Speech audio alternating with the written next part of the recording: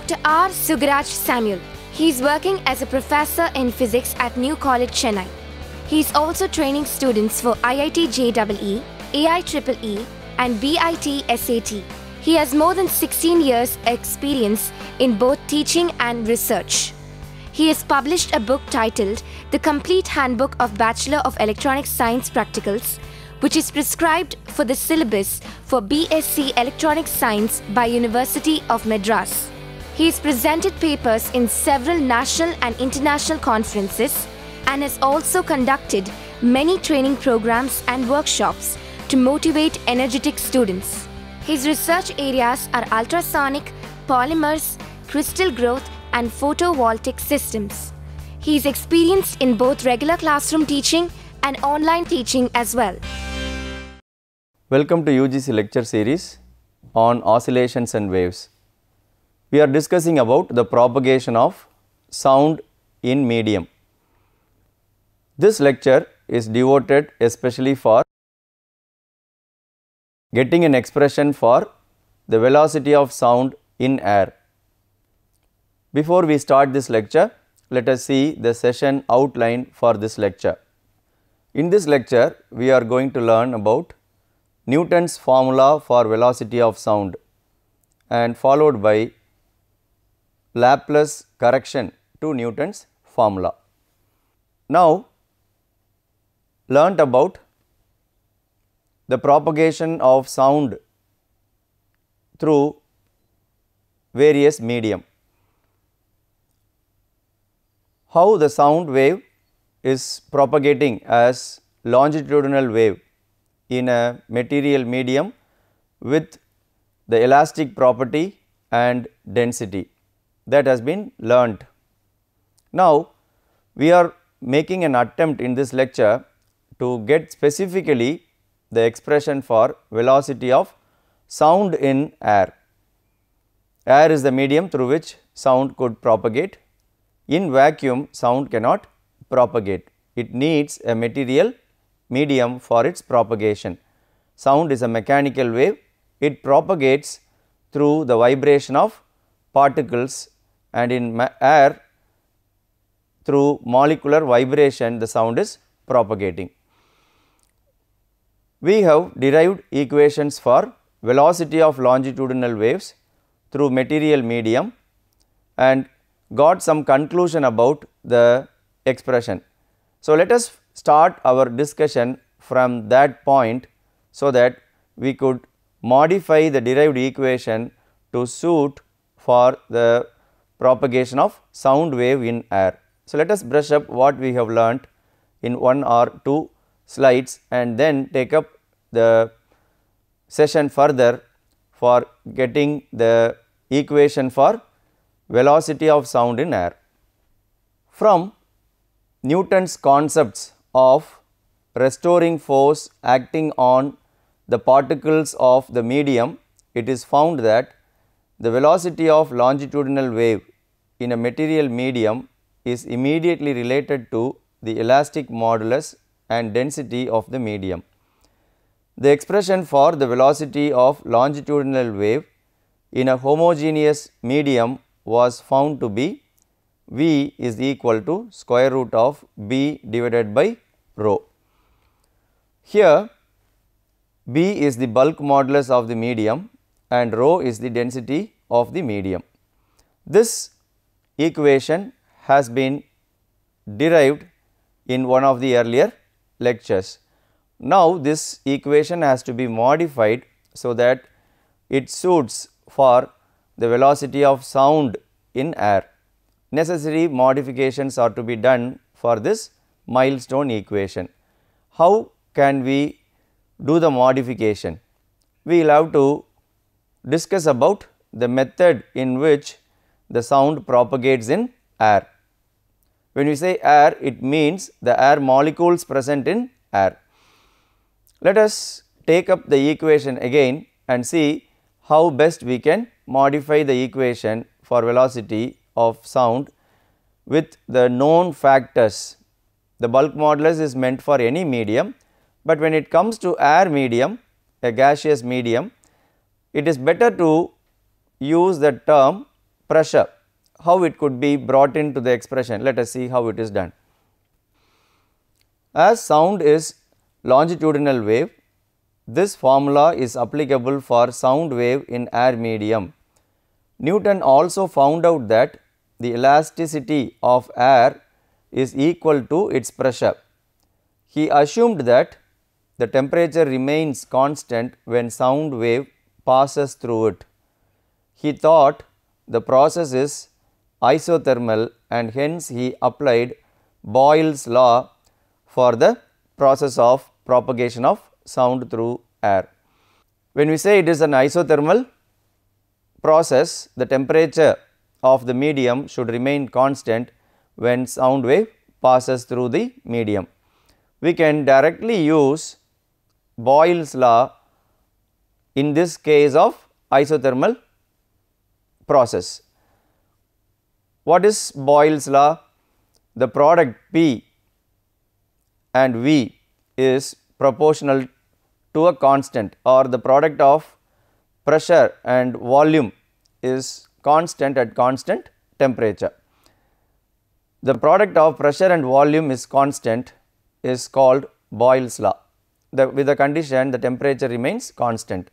So, let us see how the equation is modified so that we get a meaningful expression for the bulk modulus of the medium in the case of air. At the point of compression, the pressure increases and thus the volume decreases. So, let us assume some of the factors for the medium, that is the air medium. The initial pressure is assumed to be P and initial volume is taken as V. As stated above, the increase in pressure is taken as delta P, decrease in volume is taken as delta V. So, when the sound wave passes, the final pressure at the point is an increased pressure. So, it is taken as P plus delta V, and the final volume is decreasing by this decrement delta V. So, it is V minus delta V. P and V are the initial values of pressure and volume. P plus delta P and V minus delta V are the final volumes. The product of the initial pressure and volume and the final pressure and volume should be equal according to the isothermal process, where the Boyle's law could be applied. So, let us write the equations with this point in mind, so that we would arrive at a meaningful term for the bulk modulus which we have in the original equation for velocity of longitudinal wave. Let us proceed further. According to Boyle's law,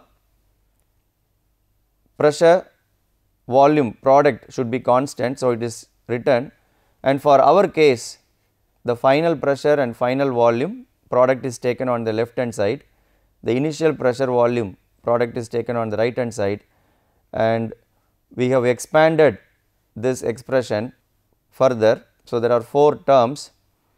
We can neglect the delta P delta V term, as the decrement values or the increment of value, namely volume and pressure, is found to be very small value. So, it could be neglected, and P V can be cancelled on both the sides, and we have this as the final expression P delta V delta P V as the final term, which could be modified to arrive at an expression for pressure. And when we rewrite the equation for pressure, astonishingly we get the expression for the bulk modulus, change in pressure, which is on the numerator, which is equal to stress, and change in volume to original volume ratio in the denominator, which is equal to the strain. So, instead of the bulk modulus, we have the term pressure itself for air medium. So, now our work has become very simple. We have to just replace the bulk modulus in the original equation with the pressure term, and we can use that equation as a normal equation for velocity of sound in air medium. Let us do that in a mathematical way and then try to find out the value of the velocity of sound in air. We already know that bulk modulus of any medium is given by this expression, which is equal to pressure. So, bulk modulus and pressure could be the same. So, we use the pressure term in the expression. Hence, for air medium the velocity of sound is found to be square root of p divided by rho. So, instead of the bulk modulus in the numerator, now we have pressure, which is a meaningful expression. We can substitute for the pressure P and density rho of air at NTP to obtain the velocity of sound in air. Here NTP represents the normal temperature and pressure condition. The normal temperature and pressure will be equal to the value shown here on the screen. The pressure is 76 centimeter of mercury column. We can substitute the H rho g expression for this. So, we have substituted for the height of the mercury column as 0.76 meter with proper units, and 13.6 is the density of mercury with this 1000 10 to the power 3, it is done in SI units. 9.8 is the acceleration due to gravity. When we multiply this, we get 1.013 multiplied with 10 to the power 5 Newton per meter square, and the density as 1.293 kilogram per meter cube. This is a value determined by doing some experiments on the air medium, and this value is found to be the density of air at normal temperature and pressure. When we substitute these calculated values of pressure and density in the original equation, what value we are getting? Shall we check what is the value of velocity of sound in air medium? When we plug in the values in the original equation, we get 280 meter per second as the velocity of sound in air. The above obtained value is a very low value when compared to the experimental value. The experimental value is found to be 332 meter per second for sound in air. Now, we have got a error in the calculation or in the experiment. So, there is a vast difference, some 280 something and 330 some value. It is a vast discrepancy. When experimentally the value of velocity of sound is calculated for air medium, we get a very high value. How are we going to explain whether there is a mistake in the experiment or any error in the formula that we have arrived at? So, experiment has to be repeatedly done by various methods. So, let us quickly have a look at the experimental methods adapted to find the velocity of sound in air in various periods of time, and let us see whether there is a mistake in the formula or mistake in the experiment that is conducted, the method in which the experiment is conducted. Some of the experiments are shown here. This picture shows the resonance column method is used in experiments to find out the velocity of sound in air medium, and we can directly use the velocity is equal to frequency multiplied with lambda. So, that formula could be used. This method is there in our curriculum also. We will be learning about this method elaborately in the upcoming lectures. So, this is one of the methods which could be adapted to find out the velocity of sound in air, and this method is an electronic method. We can produce sound, and at a distance we can use a sensor, maybe a microphone or a transducer, and it could be fed to a electronic circuit, the electronic circuit will give us the time delay, and by taking the distance involved and the time delay given by the circuit, we can find out the velocity of sound in air. This is a very conventionally used technique, the echo technique. We have a reflecting surface for sound. Sound is produced by clapping the hand, the sound is reflected back, the sound travels a distance of 2d and the time taken is calculated by any sophisticated method, and accordingly we can find out the velocity of sound in air medium. Apart from the highlighted methods, there are other sophisticated methods also to find out the velocity of sound in air medium. So, the experiments give us a value of 332 meter per second, very accurately done experiments, all the methods, all the experiments. So, the error in the experimental method is ruled out, all the experiments give the same value, then the experiments are correct, then there is a error in the formula that we have adapted, that is the conclusion. If so, what is the error? So, we have to debug the formula to find out what is the error involved in the formula and if possible to be rectified.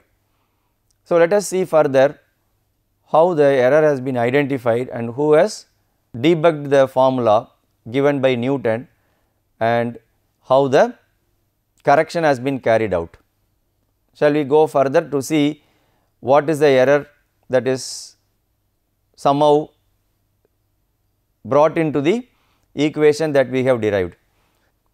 There is a discrepancy of 52 meter per second between the theoretical and experimental values of velocity of sound in air. This is a large error which cannot be attributed to the experimental error. It must be due to some error in the formula. Newton could not explain the flaw in his equation, but it was later rectified by a scientist, Laplace. So, the correction itself is called Laplace correction, that is done on Newton's formula, which is given as the base formula. What is Laplace correction and what is the error that is present in Newton's method of deriving the equation and using the final form of equation?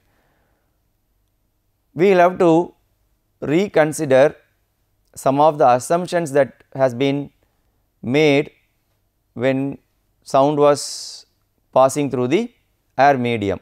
What are the assumptions made? The first assumption itself is the temperature of the medium remains constant and the process was considered as a isothermal process. But it may not be correct, because when sound passes through the medium, the process is a very quick process, sudden process. The sudden process has always result in the adiabatic change. So, let us see how the correction is made based on the adiabatic process that could be the real process happening when sound passes through the medium. So, let us see the mathematical part of it. When sound wave travels through air, it forms compressions and rarefactions in the medium.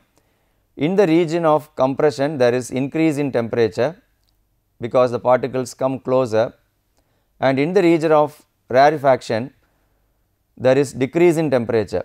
As the temperature is changing in the process of propagation, the change happening in the medium is adiabatic and not the isothermal process.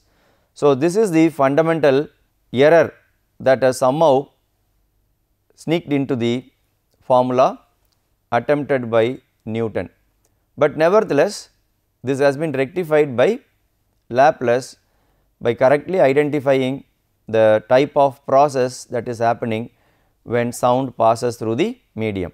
There are two things which enabled Laplace to arrive at this conclusion. The process is a quick process, sudden process. Sudden processes are always adiabatic, because there is no time given for the heat to be transferred to the surrounding. So, sudden processes always result in change in temperature. When sound passes through the medium, also such sudden changes are happening, which results in increase in temperature at the compressions and decrease in temperature at the rarefaction regions. So, with this idea, the equation is modified. So, the process is adiabatic process.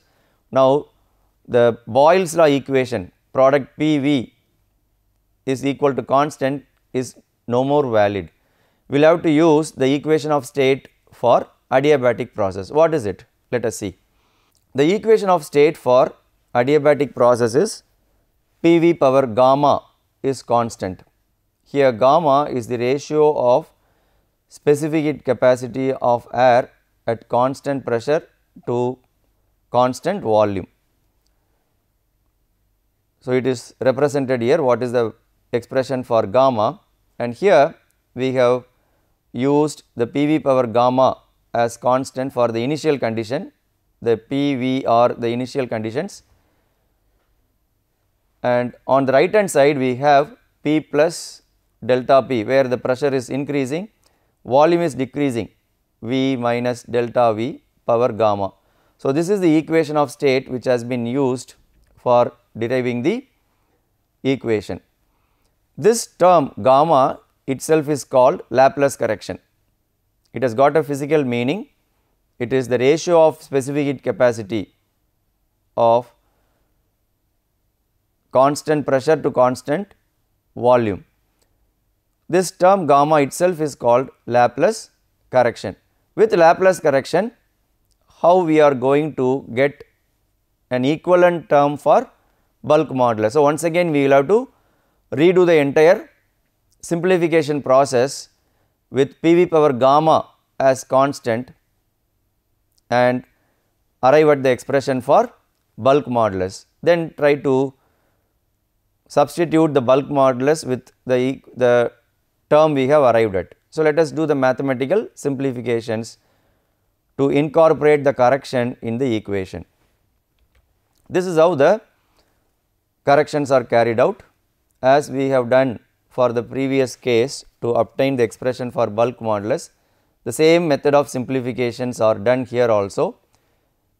We have PV power gamma on the left hand side. So, from this right hand side term also PV power gamma is isolated by doing mathematical simplification, and at this point we make one approximation. We use this as a binomial term. Binomial expansion is carried out for this term in the bracket, which is 1 minus delta V by V power gamma, and only the two terms are retained.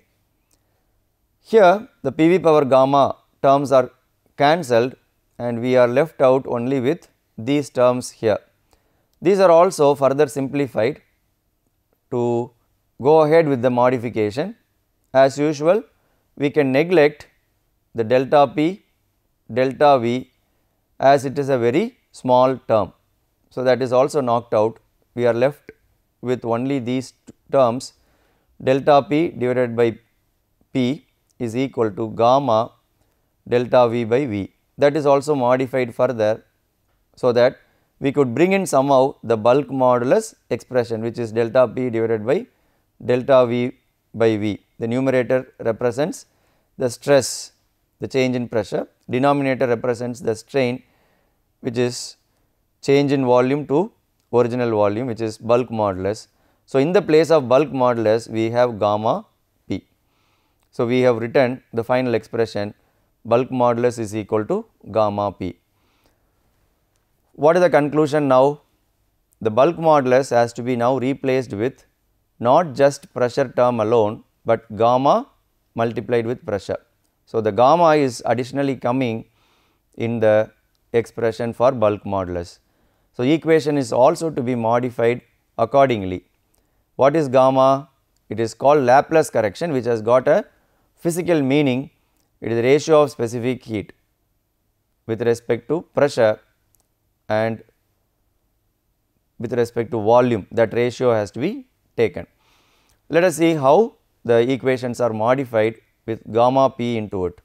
Hence, the Laplace correction, the equation for velocity of sound in air becomes V is equal to square root of gamma p divided by rho. This gamma is called Laplace correction.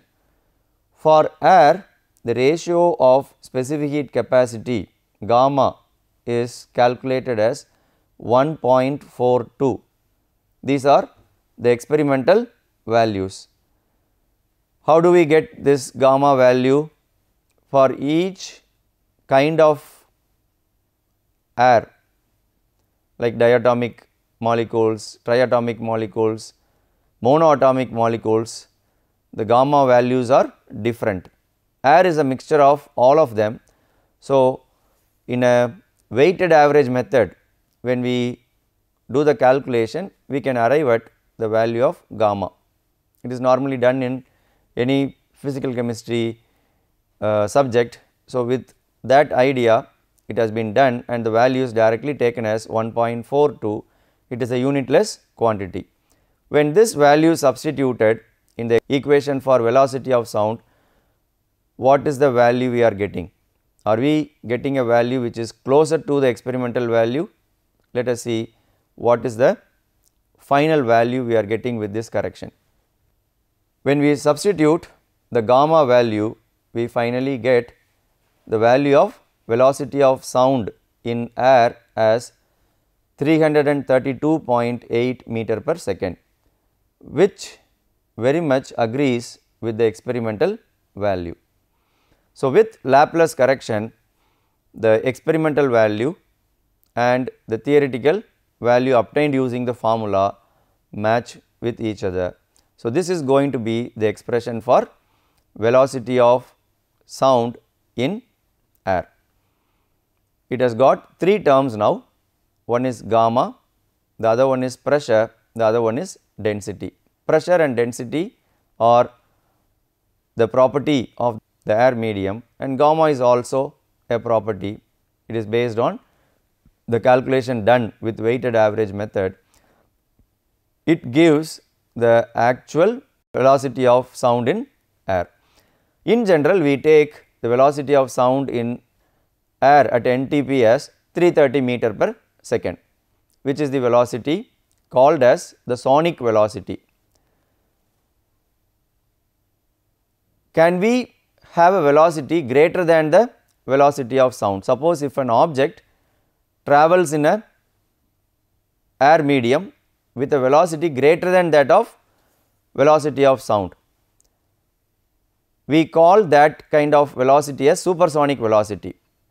That means, the object overtakes its own sound in a medium. So, the sound produced by the object will be travelling back and the object will be going ahead, which is what is called the sonic boom. When jet planes travel in air with a very high velocity greater than that of sound velocity, then it produces sonic boom in the medium in which it is travelling. So, all this we will learn in the future lectures. The atmosphere temperature also have some effect on these factors gamma, p and rho, and thus the velocity of sound depends on several parameters. All these are reserved for future lecture.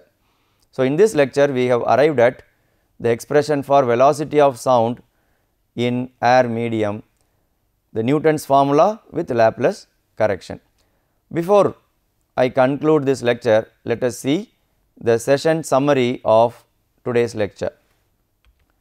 In this session, we have seen the concepts of Newton's formula for velocity of sound, followed by the Laplace correction done on Newton's formula. We will test our understanding of what we have learnt now by answering these questions. Obtain Newton's expression for velocity of sound in air. Explain the error in Newton's assumption in the propagation of sound wave in air. Discuss in detail Laplace correction for Newton's formula for the velocity of sound in air. See you in the next lecture with the other concepts related to the propagation of sound in air. Thank you for watching.